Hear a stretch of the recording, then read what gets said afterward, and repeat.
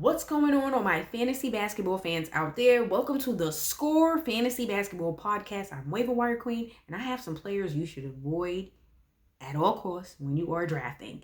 And it's mainly because these guys cannot stay healthy, and they're not going to be helping your team. So why waste draft capital on these guys?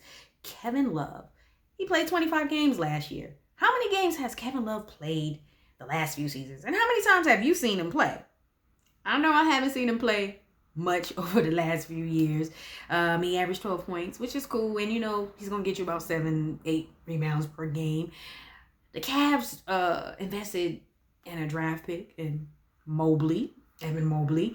They have Larry Nance Jr. there. And then they traded for Lauri Markkanen. So why the hell would you draft Kevin Love?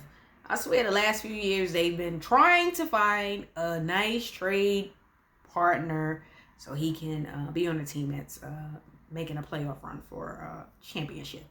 However, that hasn't worked at all. So to me, why are you investing draft capital on Kevin Love when he's barely going to play for you?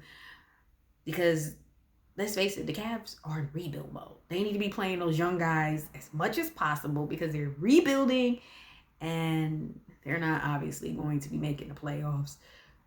So why invest draft capital? Stay away. Don't do it.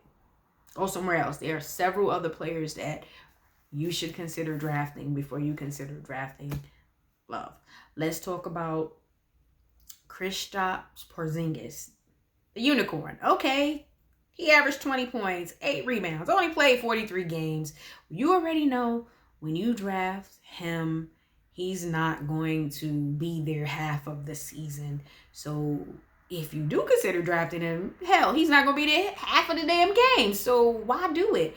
He gives you great production when he's playing, but availability is important too. If I can only get that 20 and 8 for 40 games and say I got like 70 games, what the hell am I supposed to do?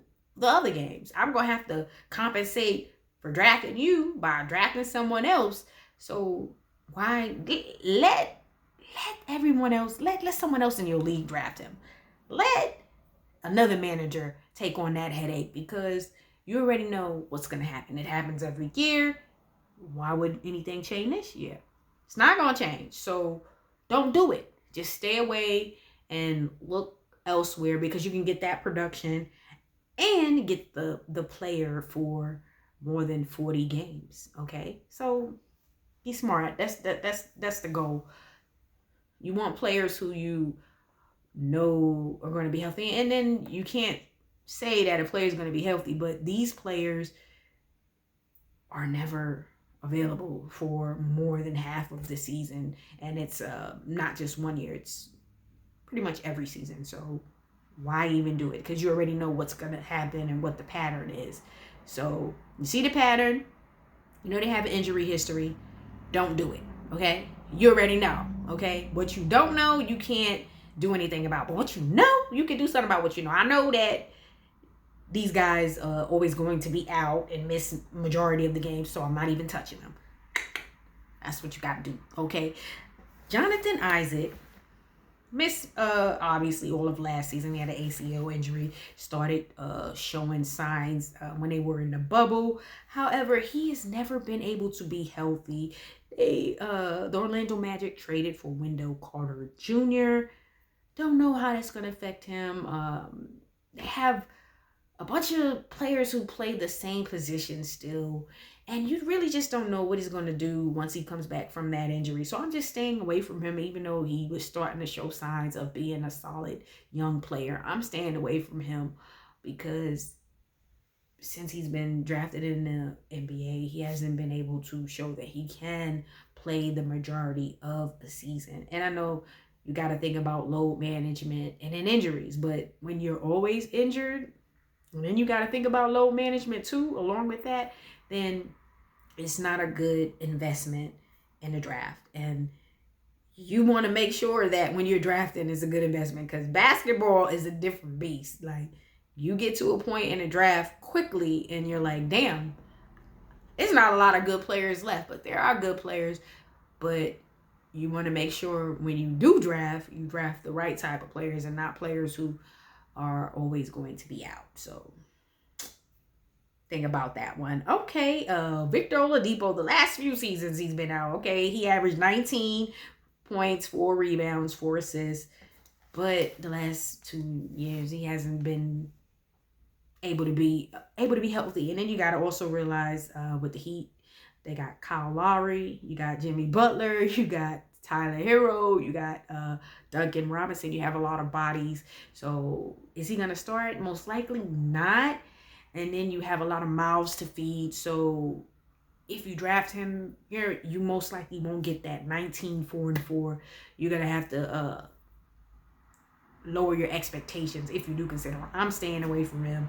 But you can do what you want to do out here in these fantasy basketball streets, but just don't do it. Just listen to Waiver Wire Queen. Don't do it. Go elsewhere and get someone who you know is going to be a sure thing in regards to minutes, because we don't know how his minutes are going to be. You don't know how he's going to perform coming back from injury, and you got to factor all of that in when you are making your pick. So don't do it. And Kemba Walker, he only played 43 games last year, averaged 19 points, shot 42% from the field.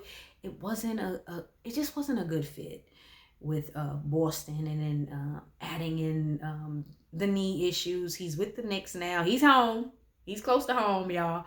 But the thing is health. Health is wealth. And these guys are on this avoid list because health is obviously key in being available for games. And if you're drafting players who are unavailable, then you're gonna lose. Okay, and that's part of making sure that you put together a good team. If you're drafting players who don't play or are constantly out, then you're already setting yourself up for failure. So when you are considering any of these guys on the list, I recommend looking elsewhere for players who have a better availability. These guys' availability is not that great, and availability is just as important as being able to get out there and produce. Because if you can average 20 points, 10 rebounds a game, but you only play 20 games for the season, then that really doesn't help you. So get the guy who can average 15 and 10 who plays 60 games. That's going to help you more than someone who plays 20 games and averages 20 and 10.